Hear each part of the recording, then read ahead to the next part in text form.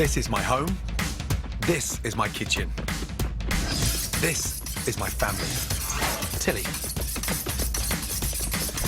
Jack. Holly. Megan. And of course, my wife Tana. You may think you're the busiest person in the world, but over this series, I'm going to prove it's still possible to cook stunning food at home. My rules are simple. Home cooking has to be easy. It's got to be fast. It's got to be delicious. So, if you think you can't cook amazing food at home, think again. These are the only recipes you'll ever need. Breakfast, lunch, and dinner. Everything I know about cooking, I've learned through hard work, drive and passion. From the age of 17, I made food my life, and it's fair to say that since then, food has been the making of me.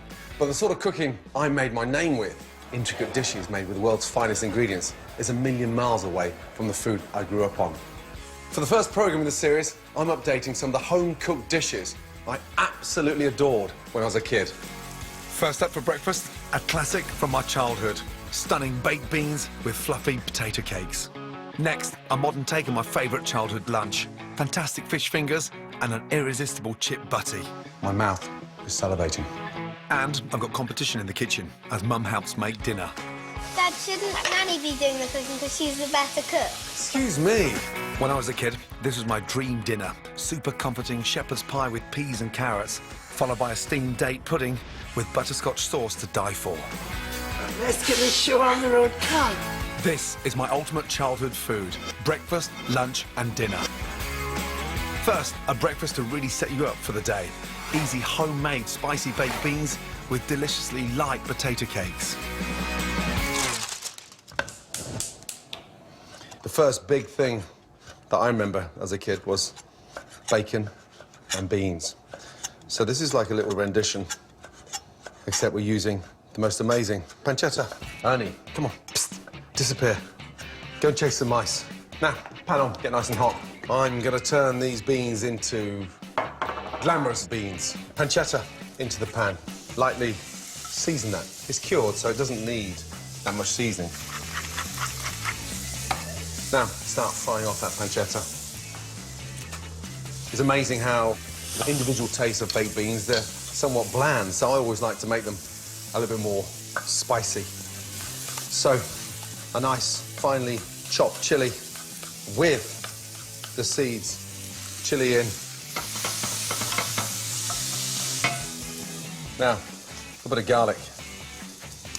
Crushed. Phenomenal. Get that bacon really nice and crispy. Fry off the chilli and the garlic. And then onions. My top tip for dicing, finely slice downwards. Slice across, then cut down to simply dice. Bacon, onion, chilli, garlic. That flavour all contained in that little pan. Once you've sweated the onion off, a little bit of sugar in there. The brown sugar will start to caramelise, darken, and enrich it as well at the same time. That looks beautiful. Now, a couple of tablespoons of cider vinegar. Deglaze the pan. It's got that really nice, powerful kick to it now. Spice that up with one of my favourite seasonings, Worcester sauce. Bring that to the boil. And add your passata, puree tomatoes. Turn that down. Simmer the sauce to reduce, then add in the classic baked bean, haricot beans. You can buy haricot beans dried or canned. They are packed with protein and have a lovely soft texture.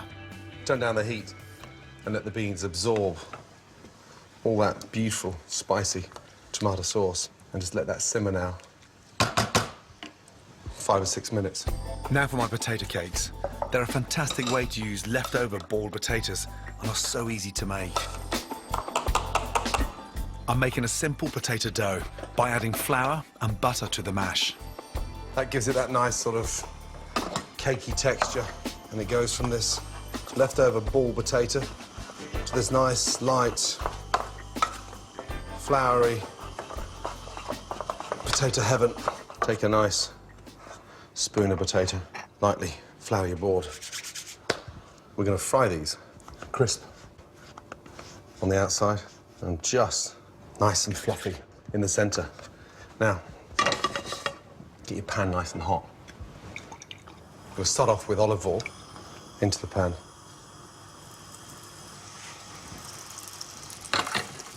Now, put the butter around the outside because it starts heating up. By the time it goes into the center, it's almost sort of nut brown. Gently. Turn it over.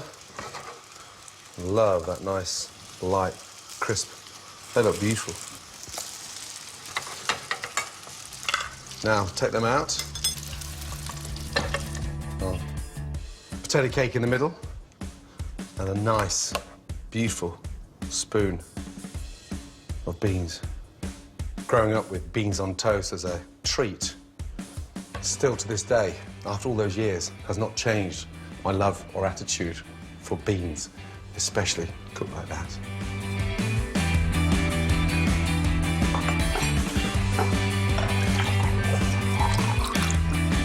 My smoky, spicy, homemade baked beans with light and creamy potato cakes, comfort and satisfaction on a plate.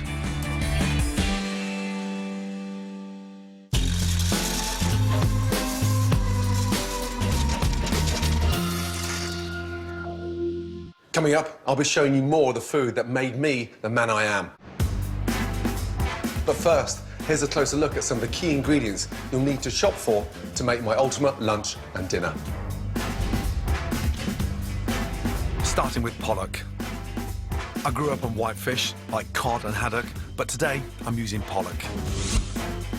Whitefish like pollock has a wonderful, sweet, firm, flaky flesh. Pollock's so versatile. Bake it, batter it, cook it up in fish pie, or even cut it into strips for my fish fingers, which I'm cooking for lunch.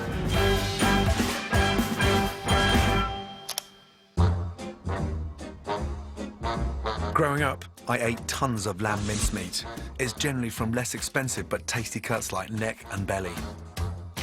You can use lamb mince in so many ways, in Middle Eastern koftas, or mix with mint for a twist on a traditional burger. But as a kid, I couldn't get enough of shepherd's pie, and I'm making an amazing version for dinner.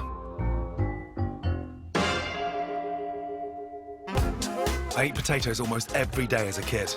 I love them. But remember, it pays to use them properly. They come in 3 types: floury, waxy, and all-rounders. For mash, fried or roasting, floury potatoes like King Edward's are brilliant. For boiling or salads, use waxy potatoes like Charlotte. If you want the best of both worlds in your kitchen, go for an all-rounder like Desiree. I'm using them to make incredible oven chips next.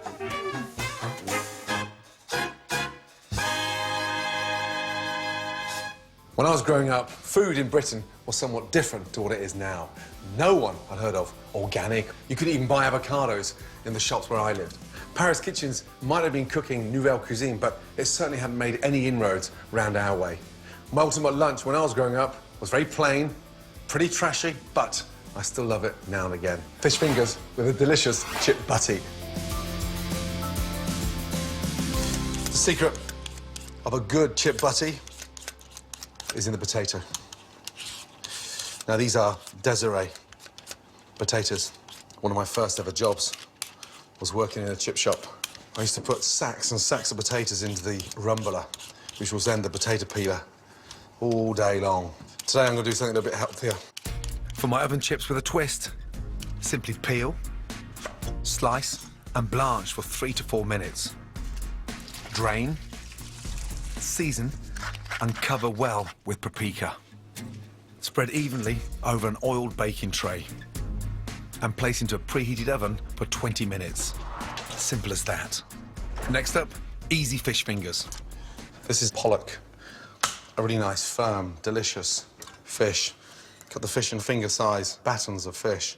Put them onto your plate and just lightly salt them. You can do that literally 20 minutes, 30 minutes before you start cooking the fish. It firms the fish up beautifully. and it allows it to become a little bit more durable, especially in the pan. Now for the coating. Start by thoroughly coating the fish in seasoned flour. And then just roll it to get rid of those little sharp corners, because then it stops those corners almost burning in the pan. In to your egg wash and really coat them. Wonderful. And then this is dill. Goes brilliantly well with the fish. And run the dill through my breadcrumbs. That makes it more aromatic. Lay them onto your breadcrumbs. Nothing wrong with the chip butty, nothing wrong with fish fingers. Just give it a lovely modern twist. Beautiful. Once the fish fingers are thoroughly coated, they're ready to pan fry. And they'll need around 3 minutes on each side. I want the fish fingers to be nice and crispy. Get a really nice colour on them first, and then we'll flip them over and finish them with butter.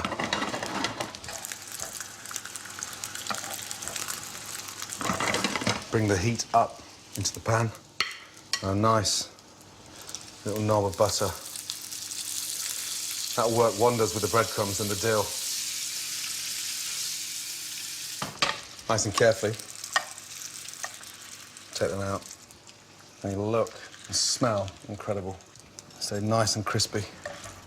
Now to assemble my chip butty, starting with buttered, thick, crusty bread. Get your slice of bread. Mop up that amazing flavour. On. Slice in half. Never slice in an angle. My mouth is salivating. Beautiful. On with the chip butty. There's one thing missing, and it signifies that I've never forgotten the joy of comfort food. But my God, that makes me feel like a 9-year-old. Now, excuse me for one moment, will you? I want to stuff my face.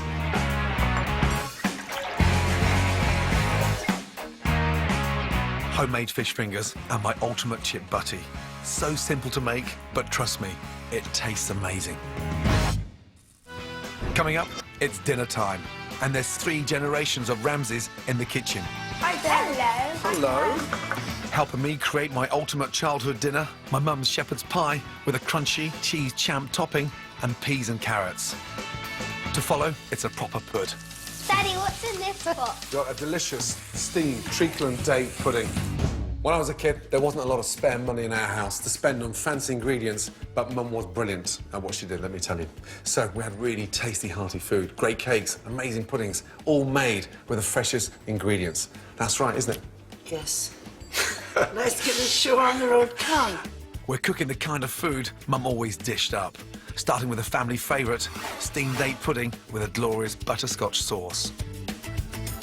They weren't called desserts in those days, were they? No, it was puddings, yeah. Puddings. Now, I'm going to sieve the flour. Would you I'll chop here, shall I? chop those dates, please? It was a favourite, wasn't it? Amazing. Sew it in. OK. But it's almost like an old-fashioned dessert, wasn't Yes. it, steamed? And everything was sort of steamed. You had jam, roly-poly. So the zest of the orange makes that really nice and fragrant and sort of helps cut that richness to the suet. OK. Yeah. Brown sugar in. This is such an easy recipe. It is. Looks fantastic on the table. And then treacle. Treacle in. Oh, look at that. There's something quite magical about a spoonful of treacle. Can you add them in there, please? Thank you. Will do. And crack an egg. Lightly whisk it and mix that into the milk. If I pour in the egg and the milk, would you give that a little mix up, please? Yep. Thank you. Nice. Nice and slow. Don't go too fast. You see, I always used to think that it was an old-fashioned dessert, steamed pudding. Do you ever remember me tumbling around your knees trying to sort of get in there? Yeah, so you like to lick the bowl, didn't you? All the time. Yeah. Now, lightly grease the mould. You're always willing to help, but not with the washing up. Some things never change. I think I was allergic to the soap. That was your excuse. Kids will enjoy this tonight, won't they? Delicious. Paper. That goes on. So the secret behind the parchment paper is to keep that nice and tight. Tight, yep. There we are. Good. Now, oh, Hey, wash my hand. Come on. Tightly cover with foil and place in a pan of water and let it steam for around 2 hours with a lid on. Are you going to wash up, Gord? One more, please. Eh? Say it Just again. for once, wash up. Mr. Ramsay. Oh, dear goodness. You let that smash? Mum, you handed it to me and you dropped it. Come on. I didn't drop Whilst it. Mum forces me to break the habit of a lifetime, Dear, oh dear. That's the thought of you washing up. It does that to you. here's how to make an amazing butterscotch sauce to serve with the pudding. Add butter into a pan, brown sugar, golden syrup, and a pinch of salt and vanilla seeds.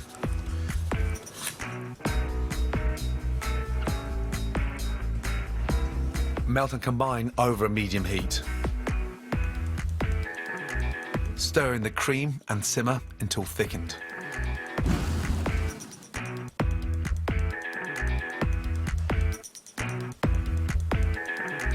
That's the taste of my childhood in a jug right there, and it will keep in the fridge for a week. Now for the main course, my all-time favourite, shepherd's pie. What's the secret behind a really good shepherd's pie? I would think the vegetables you use in browning it. So we're going to use leeks and onions and I'll start browning off the mince. You know, no colour, no flavour. I've never forgotten that, you know that? Yep. So, Got to have colour. got to have colour. Otherwise, it puts that grey tinge on the shepherd's pie that looks Makes it- greasy and cheap and nasty. We don't want that, do we? And I know you don't do cheap and nasty. Let me clear your peelings, Nan. All right, thank you very much. There's no nails in there now, is there? No, don't be cheeky. I remember your amazing shepherd's pie in that lovely little restaurant you used to work in Sheep Street in Stratford-on-Avon. So you never got food sent back? No, sometimes they complained that there wasn't enough. Come on. No, I'm telling you. You never, ever got a complaint? No, How long did you work at that restaurant for? 6 years. 6 years. Dad and Nan. Oh, hello, Hi, Tilly. Tilly. What are you cooking? I'm going to make, OK, a sort of modern version of Nanny's shepherd's pie. Dad, shouldn't Nanny be doing the cooking because she's the better cook, Excuse me. right? Mum, would Tilly. you chop our onion, please, darling? Yeah. Oh gosh, your eyes are gonna water. No. Daddy, what's in this pot? Sorry? What's in this pot? In there, we've got a delicious steamed treacle and date pudding. That's for supper, I got a Tilly. joke for you. How do skeletons call their friends? How do skeletons call their friend? I'm not too sure. On the skeleton. On the scale, Tilly, come on. And, okay, so two cats are in a race. One is called 1, 2, 3, and the other is called un, deux, trois. Who won? I don't know, Tilly. Depends who's the fastest cat. 1, 2, 3, because un, deux, trois, cat sank. Oh, goodness me. Tell, why don't you make a nice cup of tea for Nanny? Do you want me to disappear? Thank you, darling. Bye. So give that a little fry off, OK? Nice. Poor Tilly's jokes. They get worse. Oh, she's only having a bit of fun. Worcester sauce. Worcester sauce. That's going to give that really nice, spicy seasoning. Ouch. Thank you. Oh, That's hot. you OK? Yeah. Tomato puree in.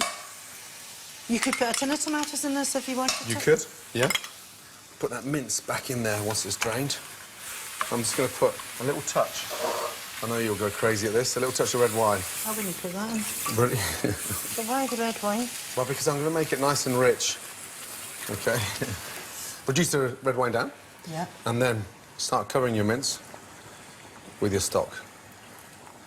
Now I'm going to bring it up to the bowl. OK. And then get some Yeah. fresh rosemary. OK. Like a little taste. Yes, please.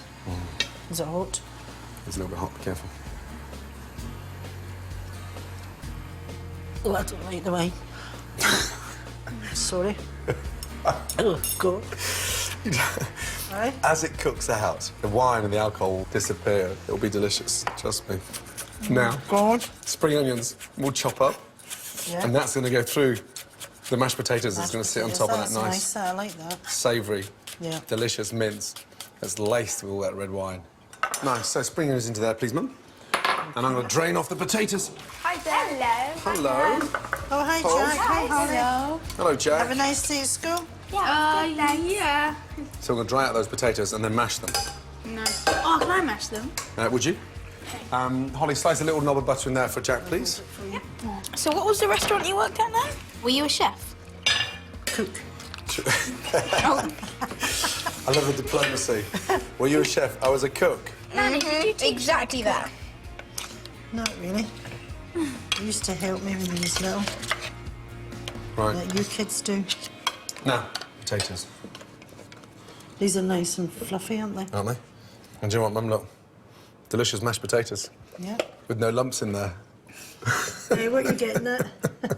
Hey? It's great having you back in the kitchen, Mummy, not? Yeah. Huh? Seriously. Brings back good memories. Now, just... Why'd you do that, Dad? I just want to fork it to get it nice and spiky. So I want that nice crispy topping. And then, lightly grate that cheddar cheese on top. And that goes in the oven, literally 20 minutes, 180. 20 minutes. Jack, can you open the door, please, Mum? That looks lovely. Doesn't it? Even though you said you didn't like it earlier. Okay. Back in the day, Mum's meals all came with 2 veg, and this is no different, but with a modern twist. Braised peas and carrots with a fantastic homemade mint butter. Shepherd's pie, glazed on top, That looks lovely, doesn't doesn't it? And then the carrots. I seeded carrots. That's why I didn't put carrots in.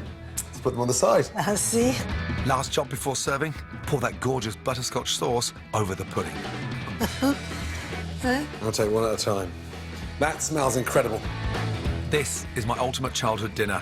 Shepherd's pie with crispy cheese champ topping, sweet buttery peas and carrots. And a steamed date pudding dripping in butterscotch sauce. All that's missing are the family. Megan, Jack, Tilly, Holly. Hello, now take a seat. Shall I dig in? Nice place over, guys. So, Nan, is this your recipe? This is Nan's No. recipe, but modernised. Mum, how is that? It's Okay. very nice, but You I didn't can't like- taste the wine. No, that's right. So give it a chance to cook out, Nanny. Wow, that's amazing. Do you like it, Tills? Yeah, Nan, you did a good job. Excuse me. Nanny's recipe revamped. Well, I have a sneaky feeling that you might have been sitting down and letting Nan do all the work. I think we got a new chef in the kitchen. It's so delicious Yep. On that note, cheers to Nanny. Nanny, thank you for coming. Good to see you. You're brilliant, by the way. You still didn't do the washing up. To collect selected recipes from the show, go to my scrapbook at channel4.com/Gordon. Next time, my ultimate food for friends. Can't wait to dive in. Home-cooked dishes, so simple, they're child's play. I love chickpeas because they're like peas from chicks. And you can see that here on 4 at the same time tomorrow. Well, next today, continuing the food chat, bite-sized treats from the River Cottage.